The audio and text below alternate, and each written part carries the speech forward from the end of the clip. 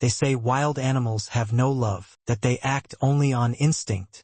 But there was a wolf in Hollow Ridge who proved them wrong. This is not a fairy tale. This is the story of Kale, the wolf who became a guardian, a friend, and a silent protector to a girl who once saved his life. And when her world was falling apart, he was the one who stood by her side. This is their story. The sun was setting over Hollow Ridge, turning the sky soft orange. Elara walked quietly along the narrow forest path. Her boots crunched softly on fallen leaves. She often wandered here where things felt simpler, where no one whispered about her family or her father, where no one looked at her with pity. She didn't expect to hear it, a faint whimper, so soft it could have been the wind, but it wasn't. She paused, listened again. There it was, painful, desperate. It was coming from deeper in the woods. Elara's heart thudded as she stepped off the path. Branches scraped her arms as she pushed through thickets. She didn't know what she'd find, but she couldn't ignore it. And then she saw him, a young wolf. His leg caught tight in an old iron trap. The sharp metal teeth dug deep into his fur, and his silver eyes, bright and wild, locked on hers. For a moment, neither of them moved. She could hear his labored breathing, see the blood on his paw, but more than that she saw fear, and pain, and something else, something that made her heart twist. "It's okay," she whispered, even though she wasn't sure it was. She stepped closer, slowly. The wolf growled, low and warning, his teeth bared, but he didn't move. He was too hurt. Elara knelt down, keeping her hands in sight. "It's okay," she said again. "I'm not going to hurt you." Her fingers trembled as she reached for the trap. The metal was cold and slick with blood. It took all her strength to pry it open, and then the wolf was free. He didn't run, not right away. He stood there, breathing hard, watching her, and then he limped away, disappearing into the trees, silent as a shadow. Elara sat there for a long time, her heart still pounding, and for reasons she couldn't explain, she felt less alone. Elara returned to the forest every day after that. Sometimes she thought she saw silver eyes watching her from the shadows. Sometimes she didn't think. She knew. He was there, the wolf, watching, not close enough to touch, but close enough that she didn't feel afraid. She started bringing scraps of food, leaving them on an old tree stump. They always disappeared by morning. One evening, she found him standing there, not eating, just waiting. They stared at each other for a long time, and then he dipped his head, as if saying thank you, and melted back into the woods. It was a year later when everything changed. Her father, John Rowan, went out on one of his patrols. He never came back. They said it was an accident, a fall from the cliffs. But Elara knew her father, and she knew. He didn't fall. He was pushed. That night, she walked into the woods alone, her chest hollow, her eyes raw from crying. And there he was, the wolf, sitting beside the old tree stump, waiting. She dropped to her knees, too tired to care anymore, and he came to her, slowly, softly, pressing his head into her shoulder, staying there while she cried. He stayed, until the tears finally stopped, until the stars came out, until she could stand again. She rested her hand on his thick fur and whispered, "I can't be alone anymore." The wolf's silver eyes met hers, steady, understanding. "I'll call you Kale," she said softly, and somehow she knew he accepted it. From that moment on, he wasn't just a wolf. He was Kale, and he was watching over her. The days after her father's funeral were heavy. People whispered. Some said it was an accident. Others said John Rowan had made enemies. Elara knew the truth was hidden somewhere, and she had to find it. One evening, sitting quietly near the tree stump where she always met Kale, Elara pulled out an old notebook that had belonged to her father. The pages were filled with careful sketches, maps of Hollow Ridge, notes about plants and animals. But something was strange. A few pages were marked with symbols she didn't understand. Kale was lying nearby, his silver eyes watching her. When she turned a page and traced her finger over one of the symbols, Kale suddenly stood. Ears alert, he stepped toward her, nudging the page with his nose. And then, without a sound, he walked toward the deeper woods, stopping, turning his head, waiting. Elara's breath caught. Was he leading her somewhere? She closed the notebook and followed. Kale led her through the dense forest, where the trees grew so close they shut out the sun. They walked in silence, only the soft crunch of her boots and Kale's quiet steps on the moss. And then they stopped. Cabin, old and abandoned, half hidden by vines. It looked like no one had been there for years, but Kale stood still, his nose in the air, alert, listening. Alara pushed open the door. The hinges creaked loudly. Inside was dust and darkness. And a desk, papers scattered across it, her father's handwriting, notes about land deals, names she didn't recognize, and one word circled over and over again. Whitlock. Kale let out a low growl, and Alara's stomach turned cold. Alara had heard the name before. Whitlock, a man who owned half the land in Hollow Ridge. Powerful, rich, untouchable. Her father had once said he was dangerous. Kale stood by the door, his body tense. He sensed something. Alara stuffed the papers into her bag and backed away. Kale's growl deepened, and then she heard it. Footsteps outside. She froze, but Kale stepped between her and the door. A shadow crossed the window. A man's voice. Check inside. Alara's heart pounded, but Kale didn't move. He stood his ground, protecting her. And then, a sharp bark from outside, then another. Kale's pack. They were near. Kale turned to her, his eyes calm, and she understood. Run. Alara slipped out the back window, landing softly in the damp earth. Kale was already beside her. They ran. Branches whipped at her face, but she didn't stop. Kale led the way, fast but quiet. Behind them, angry shouts filled the air. Then came the sound of paws, not just Kale's, but others. The pack. They flanked her on both sides. Silent guardians in the night. One large gray wolf growled low, then darted into the darkness. A sharp cry followed. One of the men had been caught by teeth he never saw coming. Kale never left her side. When they finally stopped, miles away, Alara dropped to her knees, breathing hard. Kale pressed his head against her shoulder again, and she whispered, "Thank you."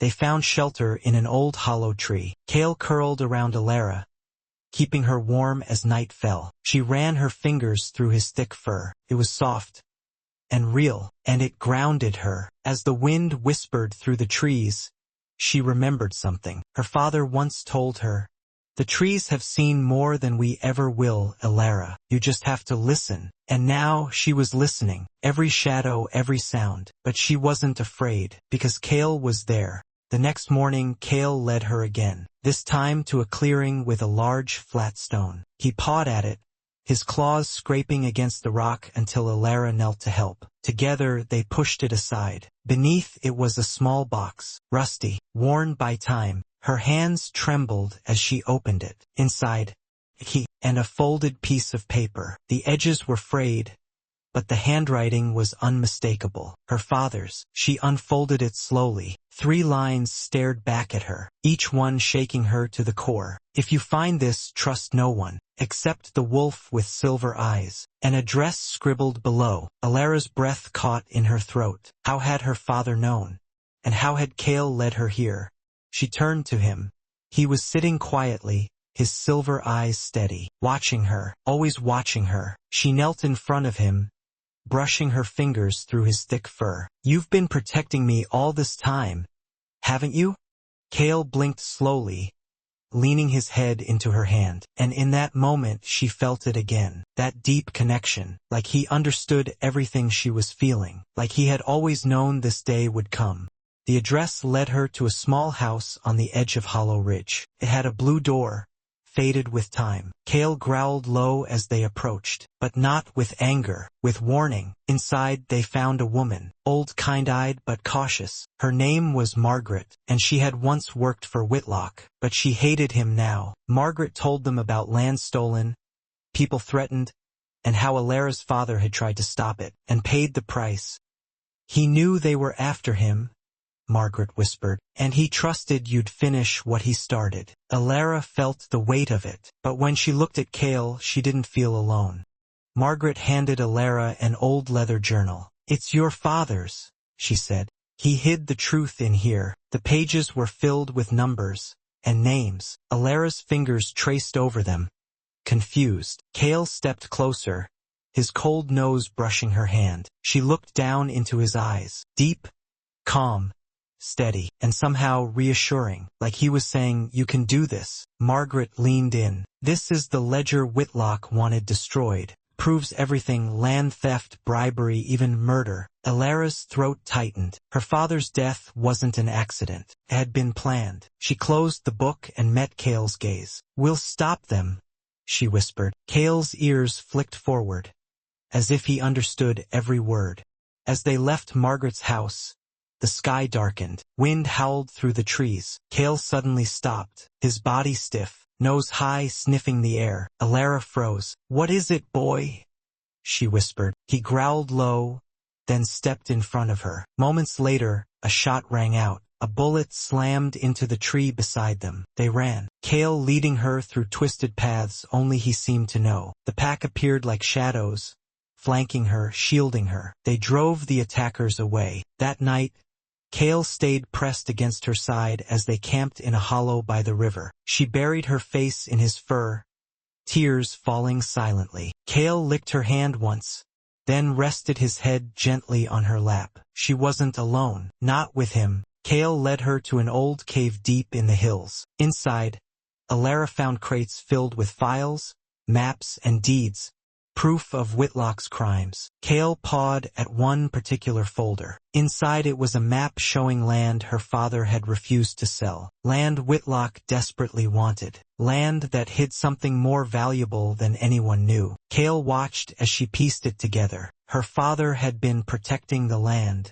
because underneath it was a spring of pure water, the only clean source in the region. Whitlock wanted control, and her father had died to keep it safe. Alara whispered, "You knew, didn't you?"